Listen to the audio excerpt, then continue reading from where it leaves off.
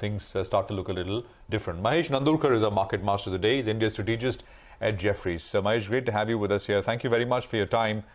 So I just want to ask you to tell us what you think. Are we in for a bit of a, as many have been calling for, a tactical bounce from here, given that valuations have drifted lower?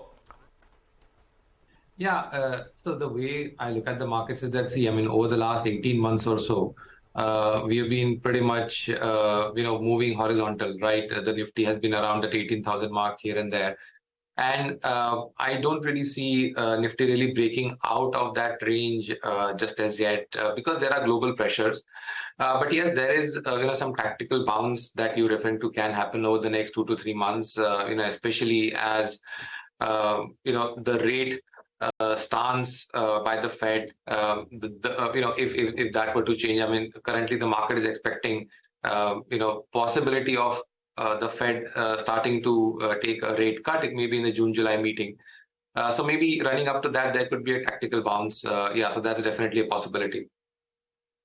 Tactical bounce at best is what we're going to get, right? But it has been a painful and a sort of frustrating journey for retail investors over the last 12 to 18 months. Portfolios are down, or it's worse off in the mid-cap and small-cap end. What do you see as the way to generate alpha over the next 12 months? Will it be in equities at all, or do you see other asset classes emerge? Debt has been doing pretty well, so has gold. What should the asset allocation strategy be? Yeah, so it's an interesting question, Sonia. See, the thing is, with the changes that have happened recently on the taxation front for insurance and for the debt mutual funds as well, there's clearly going to be incremental flows towards the other asset classes, and that includes gold, I would say equities, and also property as well. So property has been an asset class which has been ignored for a long period of time. We have seen some life coming back into it with over the last 12-18 months, the prices are up about 10 to 15%. So incrementally that could be an asset class as well. But having said that, I would say that from a long-term investment point of view, equity still remains an attractive asset class. We should not be expecting supernormal returns, especially as the global central bankers are winding down the easy liquidity conditions gradually. So my sense is that we should not be expecting supernormal returns, but equity should still be able to deliver double-digit returns from a long-term compounding perspective. All right. Hi, Mahesh. Good morning. Mahesh, the stamp duty collections have looked quite strong. That's much higher if you look at it even on a year-on-year basis. And you just said the real estate segment on the whole is coming out of a multi-year down market or a flattish market. How do you play this theme? Do you play it via the listed real estate stocks, or would you rather play it via cement, which obviously will be used while the building industry does gain traction? Yeah, no, so, we have been calling out for real estate developer as the preferred way to play that story from the listed market perspective. Unfortunately, that, trade hasn't really worked out over the last 6 to 12 months with several developer stocks not really doing that well. But there's a clear divergence. The fundamental bottom-up data points are continuing to be very strong despite the mortgage rates going up. And this is very much in line with what we were expecting. But the stock prices have not really kept pace with the fundamentals here. And one of the primary reasons for that would be over the last 18 months or so, we have generally seen the foreign institutional investors, being net sellers, right? And a sector like real estate developer, we have always seen gets more attraction from the foreign institutional investors than from domestic investors. And with foreign investors kind of staying away from the Indian markets for long, I think that sector has suffered. Also, there is also this perceived rate sensitivity around the sector.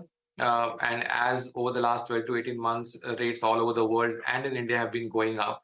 So there has been that perceived risk that the property sector upturn will get cut short, but that hasn't really happened and should not happen as well, according to us. But now that we are talking about a rate cycle close to its peak, and possibly in the second half of this calendar year, the global rates probably begin to trend down a little bit. I think there will be a renewed interest in the rate sensitive sectors, such as real estate developers and NBFCs as well. So those are the two sectors which should outperform, in my view, and should deliver a positive alpha. Got it.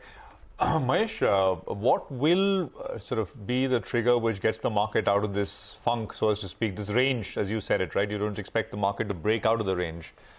Because it's the election calendar also kicks off in a couple of months from now, all the way to the general elections next year. What will it take, in your opinion? Is it the global or something locally?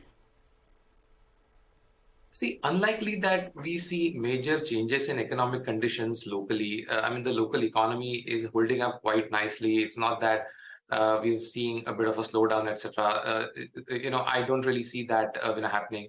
But yes, definitely what will happen over the next 12 months is, as you mentioned, the election calendar. And, if you look at the budget, especially the state level budgets that have come out over the last couple of months, it clearly shows a tilt towards populism. We have seen states like Maharashtra, Madhya Pradesh, Chhattisgarh, have talked about cash transfer schemes, in their budget. We've got Karnataka state election coming up as well next month. The political parties are already talking about certain freebies there. So my sense is that over the next few months, I will basically be looking out for some bottoming out of the rural demand trend. There have been some concerns about El Nino and about the weaker rainfall, etc. But I think those concerns are overdone. I believe that agri and rural are two different animals. And while there could be some softness on the agri side because of the weaker rainfall, that shouldn't mean that the rural economy slows down as well. In fact, I would say the other way around, because ultimately, if you're talking about strong construction activity, whether for infrastructure or for the residential housing, it's the labor that comes from rural areas, and the monies get sent back home. And that cycle has now started after a long gap. So my sense is that it probably makes sense to be optimistic on the rural market recovery. And therefore, we continue to like staples, as the name here, because it's a sector that also sees the benefit from margin improvement as the commodity prices are stable to declining. That for the market, it's still very, very quiet. But a couple of stocks, Chola Investment is now at a fresh 52-week high. That stock is up 4% after reporting very good set of numbers in terms of a quarterly update. Mahesh, you started the conversation by saying that we could see a tactical bounce in the near term. Are you ruling out the resumption of a bull market at any point in time in 2023? I think, from a near term, it's very difficult to take that, bullish view because we know what's happening globally, right? We have seen, some pressures in the US banking system, the European banking system as well. But it was very heartening to see that the regulators and the government agencies swung into action really swiftly and contained, the damages from the likes of SVBs and the European banking crisis as such. While it was good to see that, but you cannot really rule out some more of this happening in the future.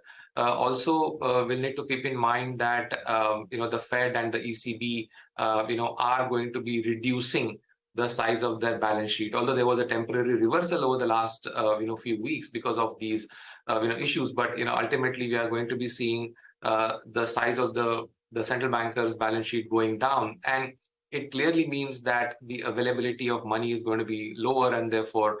We still can't take our eyes, off that long-term trend. So yes, there will probably be, a bounce, but I'm not expecting, a massively bullish outcome from here on. But the way I'm looking at it is, it's probably a year where the dips should definitely be bought because the long-term return expectation from equities would still be in the range of 10 to 15%. And that should still be considered attractive in my view. All right. Mahesh, what about the pharma space? Do you believe it can be the dark horse? No one's even talking about it. For the last few years, there have been absolutely no returns.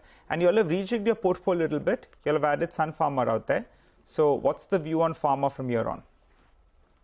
So, in the broader healthcare space, our preference is for hospitals, rather than pharma. But yeah, of late we have started adding certain pharma names, especially the ones where the reliance on the US generics part is lower, because we still believe that there are still pricing pressures in the US generic market. And many of the Indian pharma companies that have large exposure to that segment would still be vulnerable. So we started adding certain names in pharma where the reliance on the US generic market is lower, and where you can get some better protection. So yeah, but on an overall basis, I would still say that if you want to play the defensive story, I mean historically, there have been three sectors: staples, IT, and pharma. In the current scheme of things, I would say staples looks like the best bet if you want to play the defensive, if you want to play the defensive side of the market. By the way, it's too early to go back to the elections, Mahesh. The Karnataka, I'm sure you saw some of these polls, etc. One should take, I'm assuming, stuff at this stage with a pinch of salt. But what did you make of it? Could those throw surprises? Because we're kind of used to not many surprises, right? At least markets. But the polls do show a big upset. Yeah. Yeah, I think the equity market investors, both domestic and the foreign institutional investors, have been, blindsided. And, obviously, the general expectation is that there is going to be a continued political stability at the national level, from a long-term perspective as well. So any news flow that will question the thesis of political stability will probably, will probably raise some eyebrows, and can have some adverse impact on the stock market side as well. But having said that, I would still say that the investors have learned over the last kind of decade or so that there's a difference between state election results and the national election results, and also state is one state, etc. So I think any adverse data point, if it were to come from the Karnataka state election, would definitely probably impact the markets in a small way. But I think unlikely to unlikely to cause any large ripple, in my view. Because I think the expectation still remains that we are in for a continued period of long-term political stability.